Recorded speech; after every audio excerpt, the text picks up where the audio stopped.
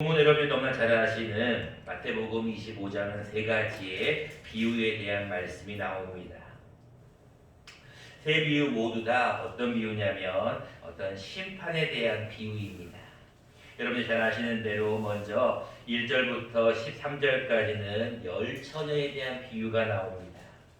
슬기로운 다섯 처녀는 기름을 준비를 하였고 미련한 다섯 처녀는 기름을 준비하지 아니하였다가 갑작스럽게 신랑이 왔을 때 어떤 자들은 들어가고 어떤 자들은 혼인잔치에 들어가지 못하는 그러한 심판에 대한 말씀입니다. 두 번째, 여러분이 너무나 잘 아는 달란트의 비유에 대한 말씀입니다.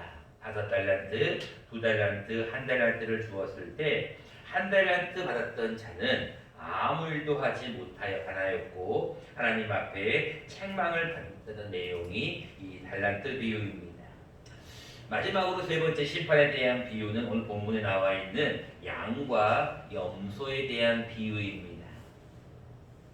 31절 말씀에 이런 말씀으로 시작하고 있습니다. 인자가 자기 영광으로 모든 천사와 함께 올 때에 자기 영광의 보좌에 앉으리니 모든 민족을 그 앞에 다 모은다고 기록하고 있어요. 예수님께서 지금 이 31절 말씀은 모든 천사와 함께 온다는 건 재림에 대한 것을 의미하죠. 마지막 때에 재림의 때에는 예수님께서 영광의 보좌에 앉으셔서 모든 민족을 다 모은대요. 다 모아가지고 뭐를 하냐면 구분을 한대요. 다 모이게 한 다음에 구분을 해서 누구를 구분하느냐면 목자가 양과 염소를 구분하는 것 같이 양은 오른쪽에 염소는 왼편에 두겠다라고 기록하고 있어요. 자, 여러분들 이제 심판에 대한 이 세 가지 비유를 우리가 잘 생각을 해보면 우리도 어떻게 보면 마지막 때에는 다 심판을 받게 될 텐데 이 심판을 받을 때 여러분들이 영생의 심판, 다시 말하면 영원한 하나님의 복, 하나님 나라를 예비한 하나님의 나라를 상속받기 위해서는 우리가 하나님 앞에 늘 기억해야 될 것은 내 마음속에 예수님이 계시는가 안 계시는가를 점검하셔야 돼요. 여러분들 가운데 예수님을 나는 믿었기 때문에 나는 구원받았기 때문에 나는 이제 그런 거 신경 안 써도 된다고 하시는 분들이 있을 수 있지만 아니에요. 여러분, 구원이라는 것은 이미 이룬 것도 있지만 아직 이루어 가야 될 구원도 있어요.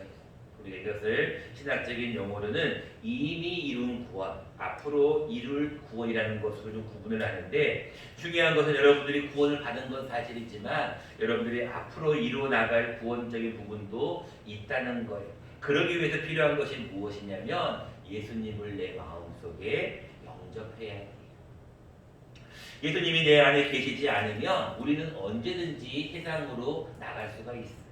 여러분들이 한번 예수님을 믿었다고 해서 예수님 떠나지는 않습니다. 그러나 여러분들이 예수님을 믿는다고 하면서도 여러분 마음 가운데 예수님이 늘 내 마음속에 자정하도록 영접하도록 내 마음속에 모셔드리지 않으면 여러분들도 하나님 앞에 세상 쪽으로 나갈 수도 있다는 거예요.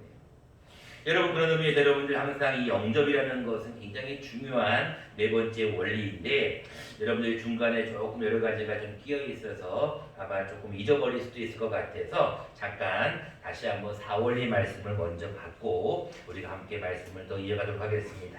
앞에 자막을 보시고 같이 한번 읽어보겠습니다. 시작. 당신은 인격적으로 예수님을 나의 주님으로 영접해야 합니다. 자, 여러분 이제 4원리 잠깐 기억이 나실 거예요. 이제 여러분 제1원리는 하나님의 사랑과 계획, 두 번째 제2원리는 인간의 죄, 제3원리는 예수 그리스도를 많이, 마지막 4원리는 예수님을 영접해야 된다는 거예요. 여러분 다 아는 말씀이죠. 영접하는 자, 곧 그 이름을 믿는 자들에게는 하나님의 뭐가 되는 권세를 주셨어요? 자녀가 되는 권세를 주셨어요. 여러분, 예수님을 영접해야 하나님의 자녀가 되는 거예요. 하나님의 자녀가 돼야 여러분들도 영생의 복을 받는 거예요. 근데 하나님의 자녀가 되지 아니하면 여러분들도 영벌에 처할 수도 있어요. 볼지어다 내가 문 밖에서 두드리노니 누구든지 내 음성을 듣고 문을 열면 내가 그에게로 들어간다 했잖아요.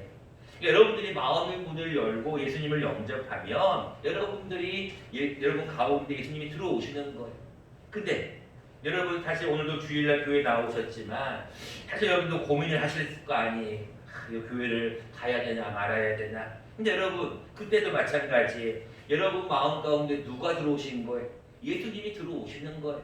예수님이 들어오셔서 야 주일날인데 교회 가야지. 하나님께서 복 주시겠다 약속하신다는데 교회 가야지. 그런 마음을 여러분들에게 불어넣어 주잖아요. 그러니까 여러분들이 그 마음을 갖고 교회를 나오시는 거거든요.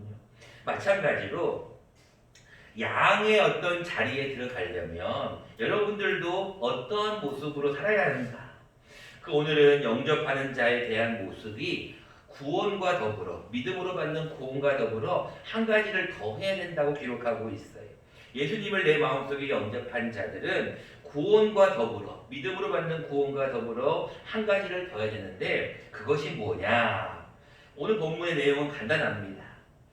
어려운 자, 지극히 작은 자, 소외된 자, 힘든 자, 연약한 자들을 돌보라는 거예요.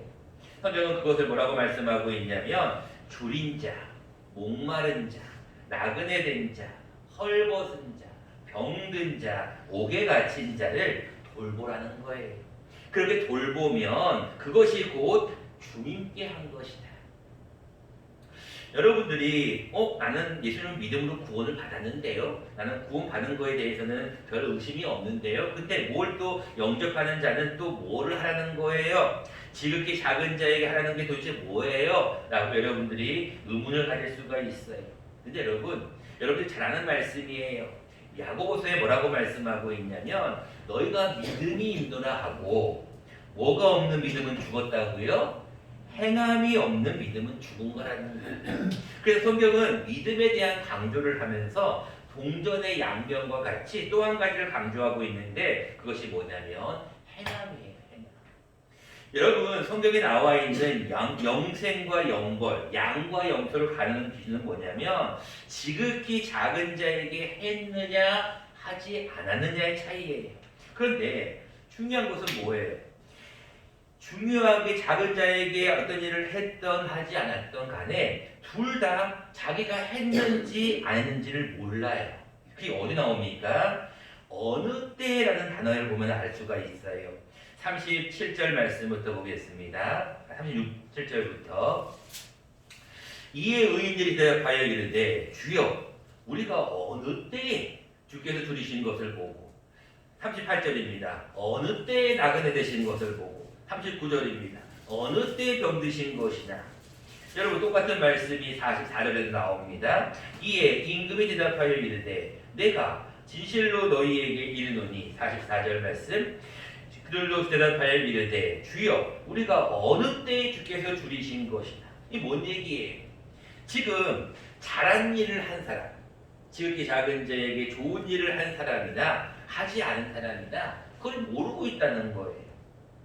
다시 말하면 여러분들이 하나님 앞에 지극히 작은 자에게 무엇을 했는지 안 했는지를 우리가 잘 몰라요. 그래서 우리가 어느 때 그것을 했는지 아닌지를 알 수가 없기 때문에 성경은 뭐라고 분명히 말씀하고 있냐면 너희 형제 중에 지극히 작은 자에게 하나에게 한 것, 뭘 얘기할까요?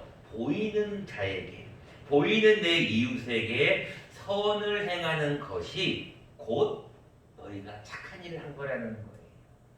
그래서 오늘은 우리가 영접하는 자, 영접한 자는 믿음으로 구원받는 것과 더불어 한 가지를 더 해야 되는 것이 있는데 그것이 바로 이 행함이라는 것을 우리가 다시 한번